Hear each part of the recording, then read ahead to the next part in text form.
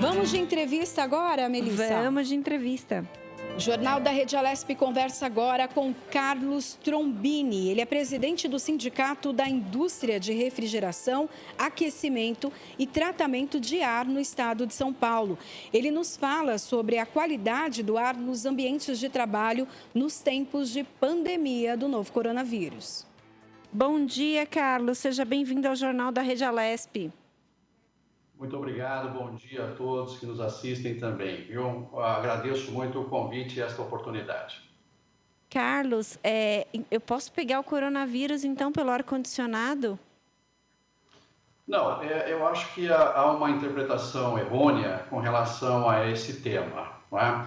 Os sistemas de climatização ou de ar-condicionado que nós conhecemos, eles são projetados, existe uma engenharia por trás. Eles são projetados para provocar um conforto e segurança do usuário no seu ambiente de trabalho, né?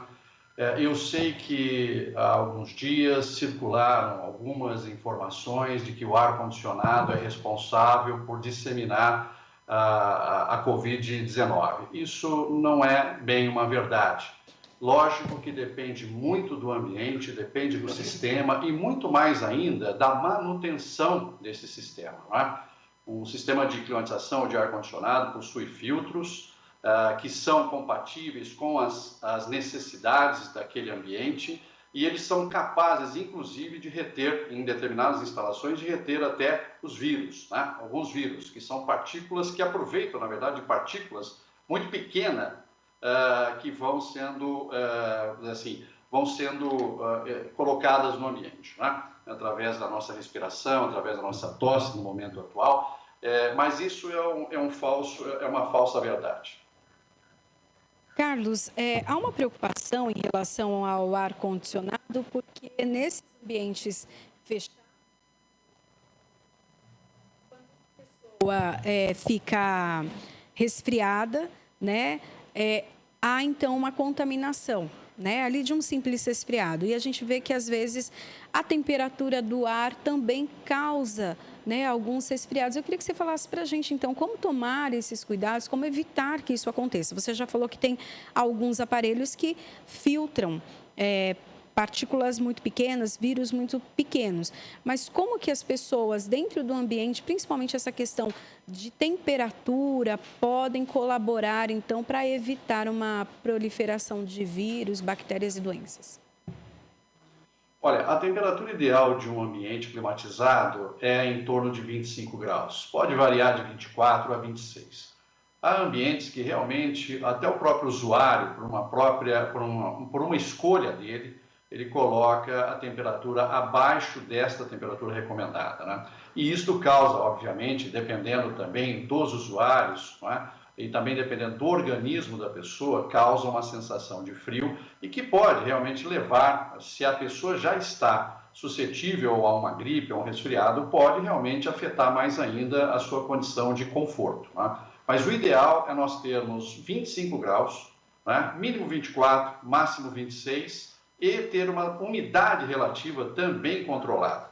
É lógico que em ambientes comerciais, controlar a umidade ela não é um controle perfeito, não é? Em sistemas produtivos, onde necessita, por exemplo, salas cirúrgicas ou salas de recuperação, essa umidade relativa é extremamente importante, não é? Então, nós precisamos ter em torno de 60% de umidade relativa, 50% de umidade relativa e 25 graus no ambiente. Isso e garante conforto e segurança e também qualidade do ar interior. Carlos, tem um protocolo de limpeza para esse ar-condicionado? Ele tem uma periodicidade também que ele deve ser feito, essa limpeza?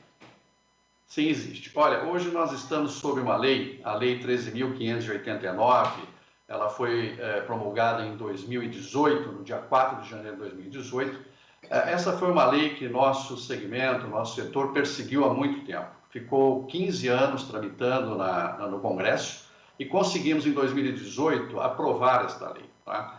Essa lei estabelece que ambientes públicos, privados, onde há uma concentração de público grande, deve ter esse local, essa edificação, ela deve ter um plano, né, de manutenção, operação e controle.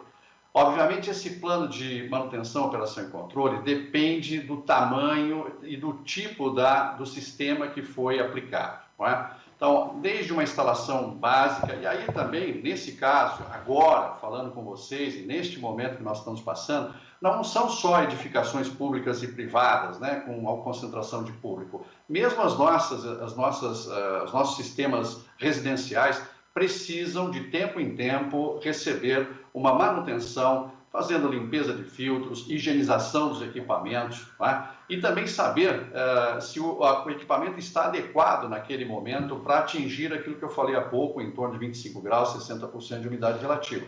Então, eu recomendo a quem ainda não conhece, não ouviu falar da lei, é uma lei que é fácil de ler, tem acesso a ela, 13.589, que é exatamente uma lei que nós aqui, no nosso segmento, carinhosamente chamamos de Lei do PMOC da Climatização, Plano de Manutenção, Operação e Controle.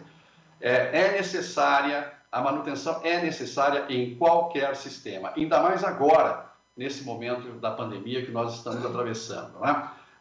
Tivemos aí recentemente a aprovação por parte do governo estadual e também do governo federal de que os nossos serviços de manutenção são serviços essenciais. E se eles são essenciais, eles devem realmente ser obrigatórios. Né? Através dessa lei, a gente espera que a qualidade do ar de interiores ela melhore muito mais do que nós tivemos aí em passado recente. Essa manutenção, ela pode ser feita por uma pessoa comum, não sempre por um profissional? Olha, a elaboração de um plano e também a sua implementação, ela precisa ter uma pessoa habilitada, né? Seja um engenheiro, seja um técnico, eles devem ser habilitados. Por quê? Porque existe toda uma especificação técnica, toda uma característica técnica de cada sistema e que uma pessoa que não tem familiaridade com ele não consegue fazer um plano e muito menos executar um plano de manutenção, operação e controle adequadamente. Então nós, e através da lei ela estabelece isso, né? Nós estamos sempre comunicando à sociedade que contrate um técnico, contrate um engenheiro para que possa elaborar um plano de manutenção, operação e controle. E eles também estejam habilitados para fazer essa manutenção e também o controle. Alguns escritórios ficaram fechados durante um tempo, né, e vão voltar de forma gradual a receber os seus funcionários. O ar-condicionado, ele ficou parado esse tempo todo, ele pode ser ligado já diretamente ou tem algum protocolo para que ele volte a funcionar de uma forma mais saudável ou não tem problema nenhum? Não, existe um protocolo, sim. Nós temos, eu faço parte, né, o nosso Sindicato, o nosso sindicato faz parte de um Conselho Nacional de Climatização e Refrigeração e todas as manhãs, por volta de 8h30, nós estamos aqui assiduamente, já estamos há quase 60 dias no ar, discutindo essa atual situação. Nós geramos alguns documentos, nós temos 3 associações que possuem uma característica mais técnica e nós fizemos, né, nós elaboramos através dessas associações 3 documentos que nós fizemos, inclusive, uma veiculação junto à sociedade, junto a algumas federações de indústria, de comércio, enfim, estabelecendo um protocolo para esse retorno das atividades econômicas.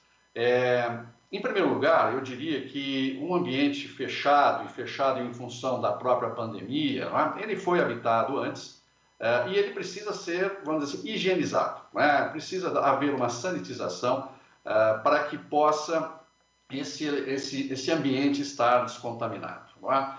Isso posto, procede-se com a manutenção do sistema de climatização. Troca de filtros, limpeza e higienização dos equipamentos, não é? Verificar se eles estão funcionando adequadamente, se a temperatura e a umidade estão chegando no limite ou no padrão estabelecido, tá certo? Então, depois dessa sanitização, nós procedemos à manutenção dos sistemas de climatização. Super importante. Qualidade do ar do interior, eu quero só ressaltar um ponto que eu estava me esquecendo de colocar para vocês. Um ambiente, não é? Um ambiente onde há pessoas, seja um ambiente público, seja um ambiente privado, O sistema de climatização, às vezes, as pessoas têm uma ideia um pouco errada dos sistemas de ar-condicionado.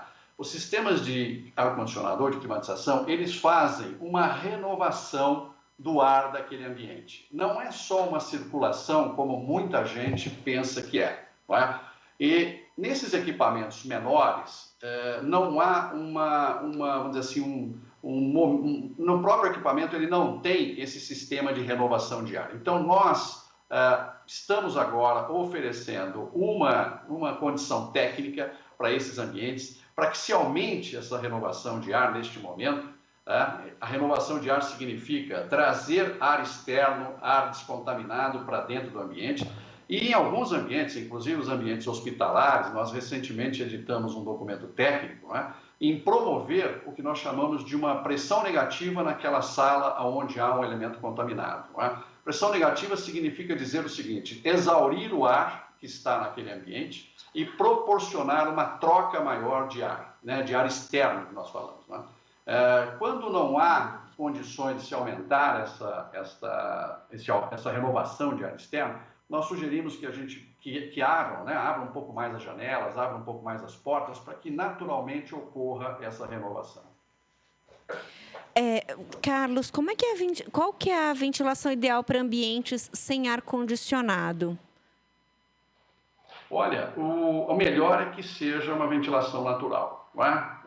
Mas nós sabemos, inclusive nós que estamos sempre em edificações, nós sabemos que há alguns lugares, algumas salas, alguns ambientes que não têm a condição de se abrir uma janela, não é? Está totalmente fechado. Então, o que nós devemos fazer? Nós devemos ter uma renovação de ar mecânica através da instalação de um ventilador e de um condutor desse ar, vamos dizer assim, interno, para ser jogado para fora desse ambiente, e haver uma outra entrada de ar externo, um ar de renovação, que nós chamamos, que é tomado de um local onde isso seja possível. Tá? Então, ventilação natural, sempre bom, não tenha dúvida.